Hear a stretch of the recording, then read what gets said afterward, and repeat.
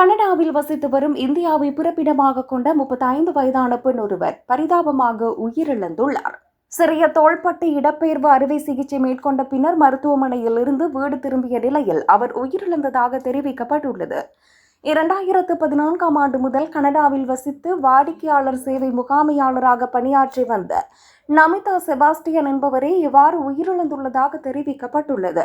வடக்கு British Columbia பல்கலைக்கழக மருத்துவமனையில் அறுவை சிகிச்சை மேற்கொண்ட அவர் வீடு திரும்பிய பின்னர் கடந்த 7ஆம் திகதி உறங்கிக் கொண்டிருந்த போது உயிரிழந்ததாக அவரது கணவர் தெரிவித்துள்ளார். அத்துடன் அவர் கடந்த 6ஆம் திகதி அறுவை சிகிச்சை செய்து கொண்டு சுமார் 6 மணி நேரத்திற்குள் மருத்துவமனையில் இருந்து வெளியேறியதாக கூறப்படுகிறது.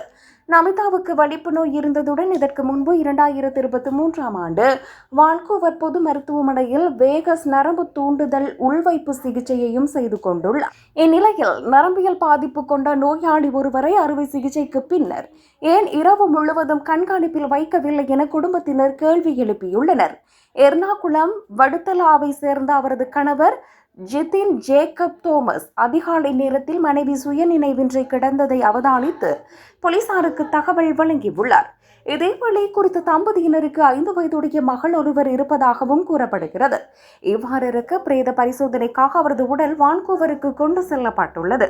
இந்நிலையில் அறுவை சிகிச்சைக்கு பிந்தைய முறையான கண்காணிப்பு மற்றும் மருத்துவமனை நெறிமுறைகள் பின்பற்றப்பட்டனவா என்பது குறித்து மருத்துவ முறைகேடு விசாரணை நடத்தப்பட வேண்டும் என குடும்பத்தினர் கோரிக்கை விடுத்துள்ளனர்.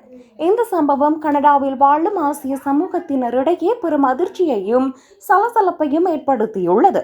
மேலும் நோயாளிகளின் பாதுகாப்பை உறுதி செய்ய கூடுதல் நடவடிக்கைகள் எடுக்கப்பட வேண்டும் எனவும் மருத்துவ ரீதியாக பாதிக்கப்படக்கூடிய நோயாளிகளை மருத்துவமனையில் இருந்து வெளியேற்றும் நடைமுறைகள் குறித்து அதிகாரிகள் விளக்கமளிக்க வேண்டும் எனவும் குடும்பத்தினர் வலியுறுத்துகின்றனர்.